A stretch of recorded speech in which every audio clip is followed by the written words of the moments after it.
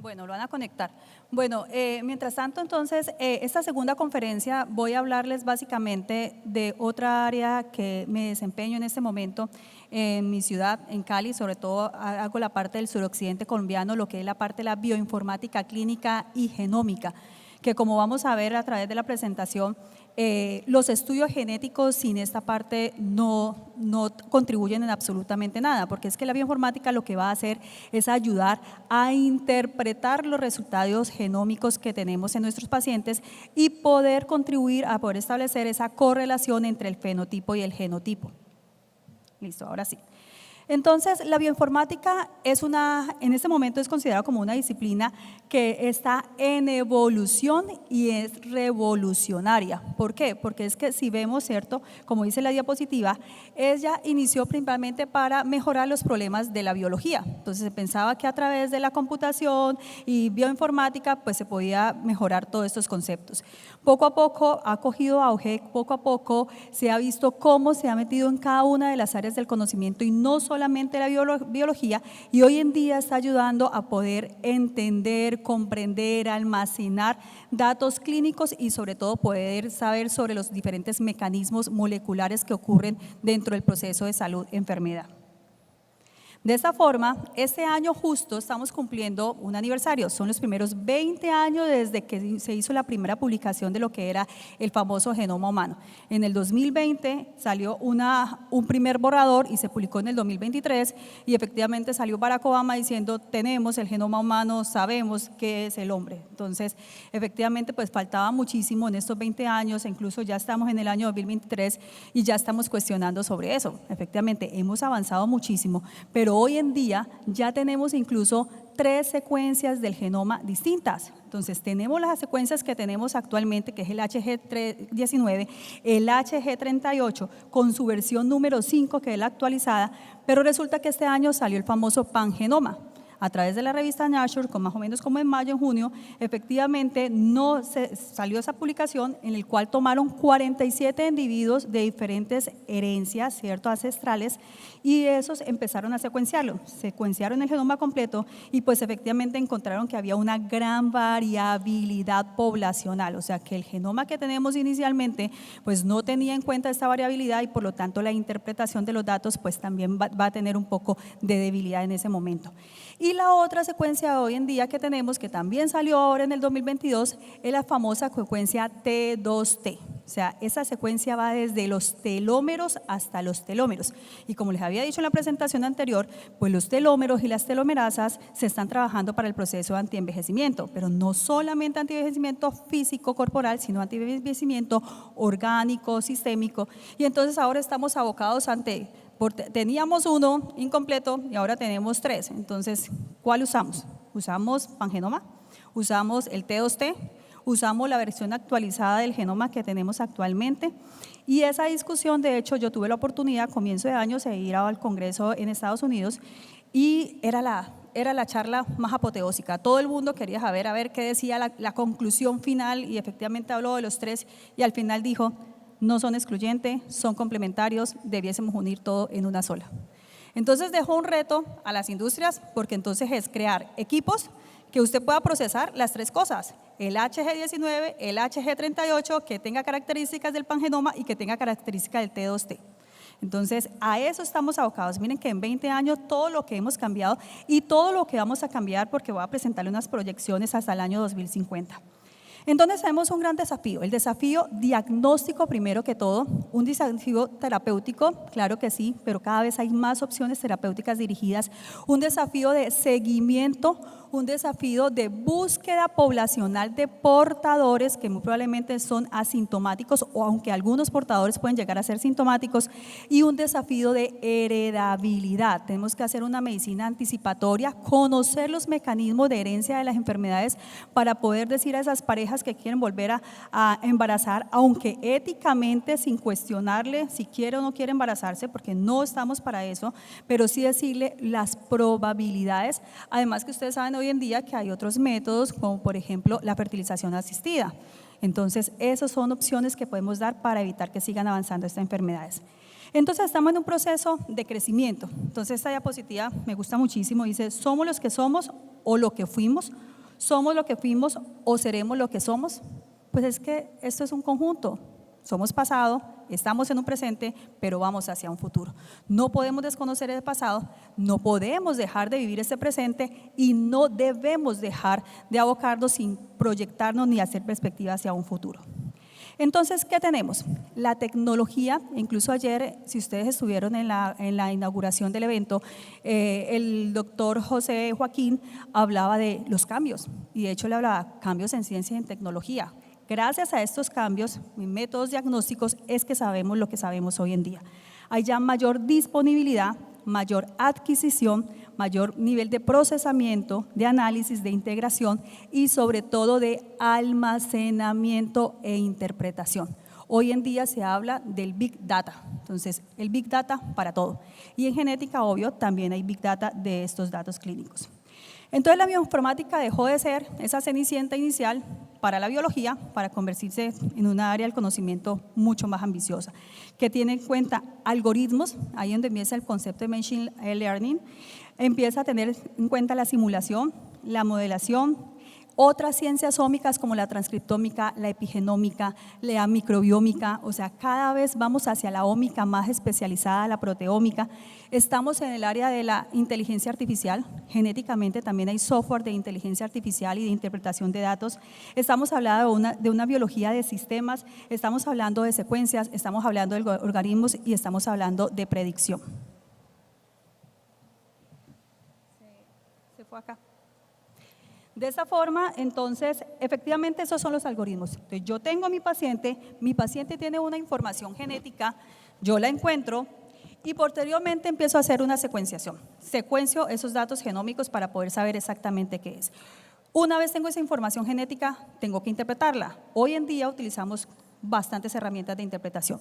Una puede ser utilizando software de predicción, entonces vamos a ver ahora algunos de ellos porque hay muchísimos, estamos abocados en cantidades de software de predicción, predicción para las variantes sinónimas, predicciones para variantes de missense e incluso predicción para variantes exómicas, intrónicas y sitios de splicing, que eso es algo importante y que hemos tratado de concientizar más. Si bien siempre se ha dicho que en el exón, ¿cierto?, es la parte codificante y que es el que expresa proteínas, pues hoy en día se ha visto que los intrones, que son cerca del 98% del resto de la información genética, también tienen influencia y son causantes de enfermedades clínicamente demostrables, y los sitios de splicing, que es de unión con el exón, con el intrón también. Entonces, hoy en día incluso hay software y herramientas para interpretar esas variantes en esos sitios de splicing y esas variantes en los intrones, sobre todo proximales a los exones. Entonces, cada vez vemos que esto es mucho más complejo de lo que nos imaginábamos, que efectivamente todas las variantes de una u otra forma, así sean incluso sinónimas. Anteriormente uno decía, no, como es una sinónima, cambia un aminoácido, pero igual forma codifica otro aminoácido, se va ahí, la tripleta cambia, pero igual codifica el mismo aminoácido. Pues no, hoy se está viendo que a pesar de que codifique hacia el mismo aminoácido, esa secuencia, esa tripleta cambia y por lo tanto se puede expresar hacia patogenicidad. Entonces, cada vez estamos desvirtuando todos los conceptos que teníamos antes con respecto a la interpretación de los estudios genómicos.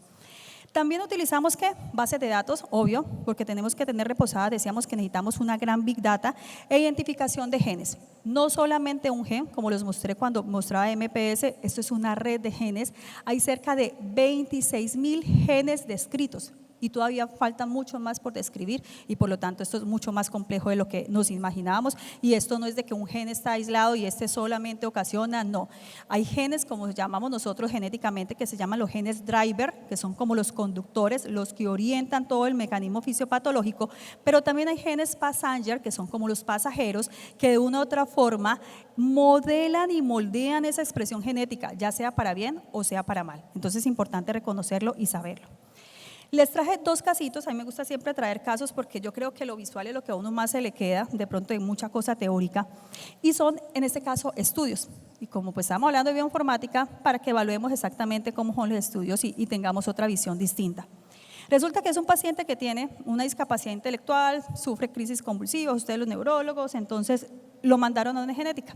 El paciente tenía algunas dismorfias menores faciales y por esa discapacidad intelectual y por esa epilepsia, que no era de difícil manejo, de hecho, porque estaba con levetiracetam y estaba supremamente controlado, se le hizo una raíz CGH o una hibridación genómica comparativa. Efectivamente, como ustedes lo pueden ver, sale en una lesión, ¿cierto?, en el cromosoma 2 y lo más importante, porque es que a veces usted siempre mira o uno tiende a tender a mirar patogénica, uno dice, ay sí, eso es. Entonces uno dice, no, espere, primero mire, si es patogénica, pero esa lesión, ¿cuántas pares de bases está afectando? 1.59, eso es grandísima cantidad que tiene deletada, o sea que perdió. Y lo más importante, en esa zona que había, entonces ahí dice genes o min contenido, dice efectivamente ver el anexo. Pues cuando uno va y mira el anexo, efectivamente dice que hay una lesión terminal heterocigota, ¿cierto? Y ahí describe 31 genes codificantes de proteína, incluyendo 6 genes asociados a patología. Entonces, ¿esto qué significa? No es decir solamente tiene una lesión y ya, sí, pero ¿cuántos genes hay que están haciendo esos genes y qué otras enfermedades puede traer esos genes? Entonces, mire lo importante, una muy buena interpretación de los estudios genéticos, porque no solamente quedarse y decir, ya dijo y esto es bingo y lo notifico y ya, no, porque incluso yo puedo hacer una medicina anticipatoria y perspectiva. ¿Qué tal que este gen está asociado con tumorogénesis? Tengo un niño de 5 años, pero puede hacer tumor más adelante. ¿Y por qué no lo meto en un programa de prevención, de anticipación? Entonces, ¿o por qué no le hago exámenes de seguimiento y de rutina para ver cuándo se empieza a expresar ese gen? O sea, eso estaríamos haciendo un mecanismo de prevención, evitar a que aparezcan las cosas porque es que yo tengo un riesgo genético. ¿Que sea probabilístico? Sí, porque no es determinístico, esto no es algo que toca imperativo de que llegue a pasar, pero es una probabilidad que es mejor estar como adelantados. Y entonces por eso es esto, por eso es que hay tanta heterogeneidad, porque por ejemplo hay una lesión, pero son todos esos genes los que están ahí, los que están cambiados, los que se fueron. Por eso es que el paciente, como a veces llegan las mamás y le dicen, es que no me han dado con el chiste. Claro, y no le van a dar, porque es que esto no es tan sencillo y tan complejo como atribuirle un gencito, una enfermedad y ya. O a veces le llegan y les preguntan a uno, ¿y cómo se llama el síndrome de mi hijo? No tiene nombre. De lesión 2P15.3. Y no tiene nombre. En estas de lesiones a veces no tiene nombre, hay que educar a la mamá, a la familia, decirle se llama así y la expectativa es esta o la otra. Segundo caso, este sí ya es un monto más complejo, el famoso exoma que a todos los médicos les encanta pedir, pero luego se encartan cuando salen con el resultado, porque efectivamente no leen la letrica menor o no saben exactamente qué es hacer un exoma completo clínico o un exoma completo no clínico, o sea, no dirigido. Cuando yo hago efectivamente un exoma completo, lo primero que tengo que hacer es, miremos la metodología y lean las limitaciones del examen que le hicieron. ¿Por qué? Porque mira, aquí muy bien dice, y esto es reciente, es un laboratorio de Colombia que lo hace en el exterior de hecho, y lo traen y dice, efectivamente secuenciaron el exoma, que es la parte codificante, a través de un buen secuenciador, eso sí, pero anexan los genes evaluados. O sea que hay que ver que hubo como una especie de selección, ¿listo? Es importante. Miren la profundidad de 20X. Hoy en día se espera una profundidad de 100X. Entonces uno dice, muy bonito el secuenciador, está de 20X, quisiera un poquito más. La cobertura sí más superior al 98%. Y pues dicen que efectivamente hacen un llamado de variantes, un filtrado de variantes. ¿Y qué secuencia utilizan? La HG19. Y hoy en día hay HG19 y HG38. Y lo ideal es utilizar las dos. Entonces, no son comparables, cada una tiene sus propios datos, el objetivo es juntar las dositas. Entonces yo ya encuentro, a pesar de que sea un exoma completo, ya estoy encontrando debilidades, ¿cierto? Entonces eso es importante porque a veces por eso es que no salen resultados y uno dice no tiene nada y la manda para la casa, porque es que el médico anterior me dijo que no tenía nada y pues que fuera a sus terapias y ya, yo no le hago nada más. Yo no le digo eso, porque la calidad, el método, cómo lo hace, cómo se interpreta es supremamente importante para mí para dar una verdadera consejería genética. Por eso la importancia de conocer de bioinformática, porque si yo no conozco de bioinformática, me quedo solamente con los datos superficiales, yo hasta ahí llego. Y mira entonces lo que ellos dicen, que Identificaron regiones exónicas y regiones de splicing, pero al menos 20 pares de bases, o sea, exones, la primera partecita, y no vieron intrones. Y yo ya les he dicho que hay enfermedades intrónicas, entonces no me van a detectar enfermedades intrónicas. Y de hecho ellos dicen, si ustedes tienen alguna duda, utilicen otro método como el MLPA o una PCR. Entonces usted tiene que seguir leyendo.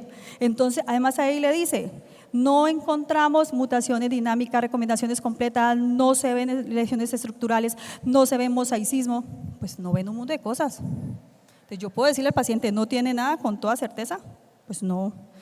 Pero sí dice que efectivamente lo están haciendo de acuerdo con la clasificación del Colegio Americano de Genética Médica y Genómica y la Asociación de Patología Molecular, y que sí utilizaron bases de datos.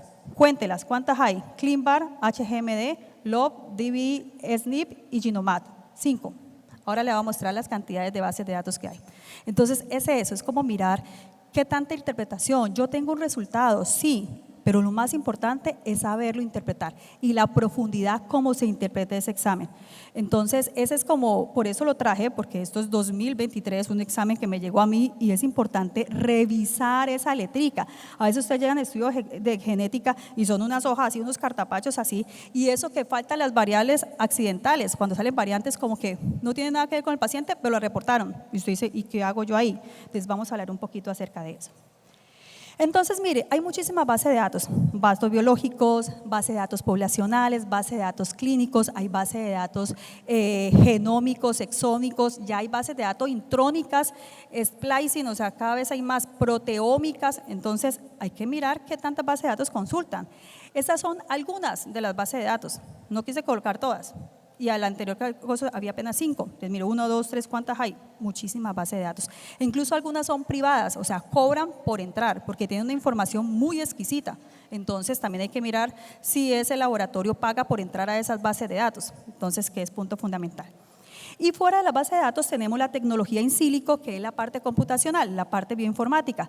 Mire todo lo que ha cambiado hasta llegar al año 2022, que ya incluso tenemos metodología in silico específica para cáncer, y cáncer también en niños. Se ha visto cada vez más que hay cánceres hematológicos de tumores del sistema nervioso central que están codificados genéticamente hablando y están tratando de dilucidar, y ya hay algunos adelantos de farmacogenómica. Es decir, si me dicen, por ejemplo, que tiene un schwannoma o me dice que tiene un glioblastoma de tal grado, ¿le inicio quimio, lo reseco o qué hago? Entonces, para toma de decisiones también incluso está ayudando esta metodología. Entonces, ha ido avanzando, cada vez se han anexado más cosas, y lo importante es hacer un análisis de las variantes reportadas. Hay que mirar qué tipo de variante es, ¿cierto?, su localización, porque no todas son iguales a pesar de que esté dentro de un mismo gen, su frecuencia poblacional.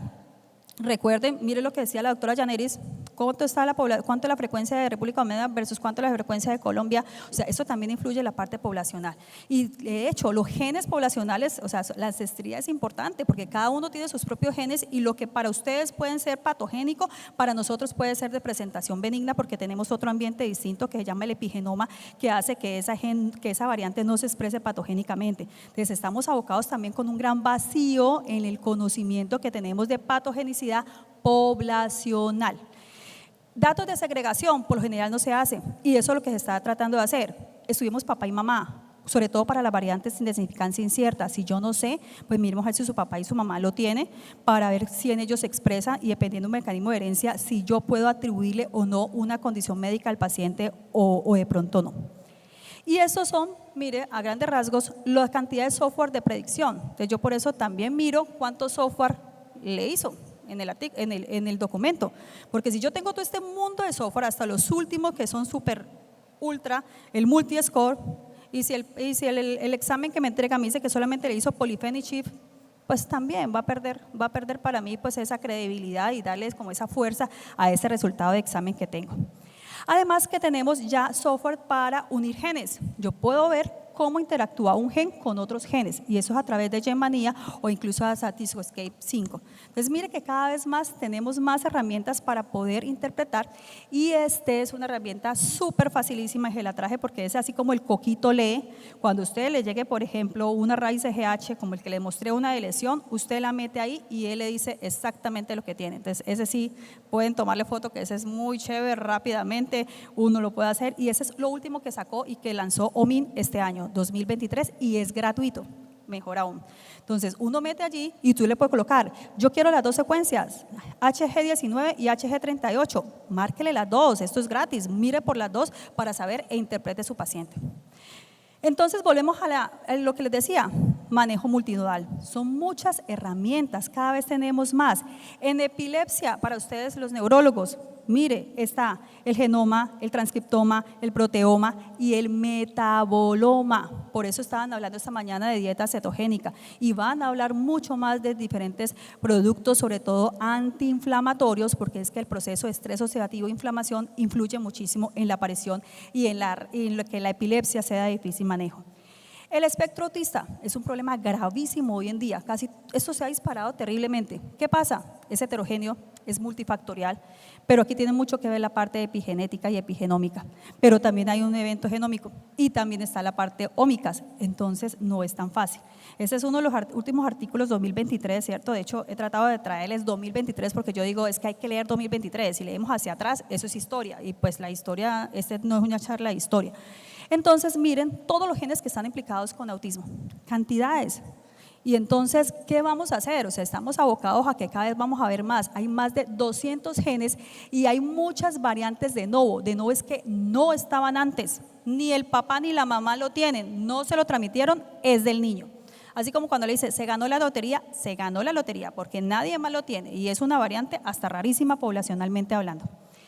Rápidamente, porque ya tengo el Times Up ahí pegado, entonces es mecanismos epigenéticos, muchísimos, metilación del ADN, acetilación de las histonas, las proteínas constitutivas, daños en el ARN mensajero, daños en la cromatina, hay diferentes procesos. ¿Qué se está haciendo ahora? Tratando lo que les decía, cribado neonatal con GWAS, o sea, genomas completos para poder identificar todas las variantes que tiene el ser humano. ¿Por qué? Porque hay muchas terapias, mire, está publicado en el 2023, las clasifican por alteraciones, entonces dependiendo enfermedades, mecanismos de enfermedades y opciones terapéuticas, o sea, eso es una locura, cada vez hay más. Terapia génica, miren las opciones para terapia génica. Entonces, no solamente el CRISPR-Cas, ¿no? Que todo el mundo escucha el CRISPR, pues no, hay muchas más. La edición es una de ellas, pero también hay otros procesos para poder tratar de modular ese gen. ¿Qué viene en el 2050? Pues lo que vemos ahí, una medicina de precisión, una nanotecnología, vienen péptidos, proteínas, enzimas, o sea, cada vez más la minuciosidad, y viene el robot, los nanorobots para diagnóstico y para tratamiento.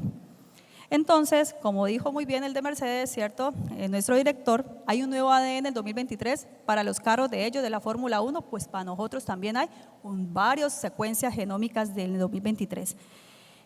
Estas son rápidamente revisiones sistemáticas que lo que dice es que no hay un mejor examen, porque es que es un conjunto de aspectos y pues si bien, si yo hago un genoma, pues puedo estar como más confiada del resultado, o si hago un estudio en trío, estudio al papá y a la mamá, pero es una conjunción de cosas y de aspectos que es muy fácil. Este habla solamente de las variantes inciertas, cada vez hay más variantes inciertas, pero ¿qué significa incierto al fin y al cabo? No sé. ¿Y qué significa? No sé, vaya, busque a ver si usted buscó donde tenía que buscar, y si no hizo una buena búsqueda, pues devuélvase y mire en dónde más puede ir a buscar, que eso es básicamente. Hay una nueva referencia al genoma, volvemos a la parte multiómica, mire que habla de transcriptómica, proteómica, epigenómica, radiómica, la radiografía es súper importante, yo les mostré ya casos clínicos, la metabolómica y la microbiómica, que eso incluso ni siquiera les he hablado, pero ese es otro capítulo más, donde el ADN de los bichitos que tenemos, pues efectivamente también intervienen con nuestro propio ADN. Entonces, todo esto es rutas metabólicas, cada vez hay más software de predicción. La revista Science hablaba de predicción de patogenicidad, eso fue publicado hace poco, en septiembre del 2023. Hay bases de datos para RNA, los que se le ha hablado es de DNA, ahora hay de RNA. Y mire la cantidad, no es ni uno ni dos, mire la cantidad de datos exómicos que hay para RNA. Hay datos para microbioma, hay datos para inmunogenética, hay bases de datos. Estamos en esto, o sea, cada vez es más complejo, es una medicina que les había hablado, la 6P, una medicina de precisión, ¿cierto? Ese es el futuro, el ser humano en 4D, porque ya estamos en el 3D, no vamos para el 4D, vehículos que vuelan. Digital Twins es inteligencia artificial con Machine Learning, con software de predicción. Estamos para ustedes, los Harvard, que ayudan a mirar cómo se relacionan las neuronas con la sinapsis y le hacen un esquema en su paciente a ver qué es lo que está pasando, o sea, que buenísimo para la epilepsia y todo lo demás con trastornos del comportamiento. Computadores que ayudan a interpretar el cerebro, o sea, que van a incluso hasta tratar de reemplazarlo a nosotros. Los nanorobots, las nanoescalas, la medicina hiperpersonalizada, es decir, yo poderle decir a la doctora, tiene esta variante y para esta variante déle este medicamento. Si fuera esta otra variante, le daba este otro medicamento. Entonces, mira hasta dónde llega y todo lo que vemos allí. Y esto es lo último, estamos hablando de la medicina transhumanística, la medicina de ficción, la famosa película de Ágata, pues la estamos viviendo ahora. Efectivamente vamos a querer manipular los seres humanos y de hecho, cada una de esas cosas que ustedes pueden leer, ¿cierto? Efectivamente habla de eso y el final de lo que dice la ectogénesis, crear el útero artificial. Y lo que se dice es, si creamos el útero artificial, vamos a manipular la especie humana. De hecho, hoy en día se está haciendo. Genéticamente usted puede manipular y puede hacer eso, se llama bebés a la carta, como usted lo quiera. Niño, niña, ojiverde, ojiazul, ojinegrito, alto, flaco. Hasta se saben los genes de la inteligencia y se saben los genes de la delgadez, para que no sea gordo durante toda la vida. O sea que usted lo puede hacer. ¿Qué se necesita? Pues plata y ir a un muy buen laboratorio donde lo hagan. Muchísimas gracias.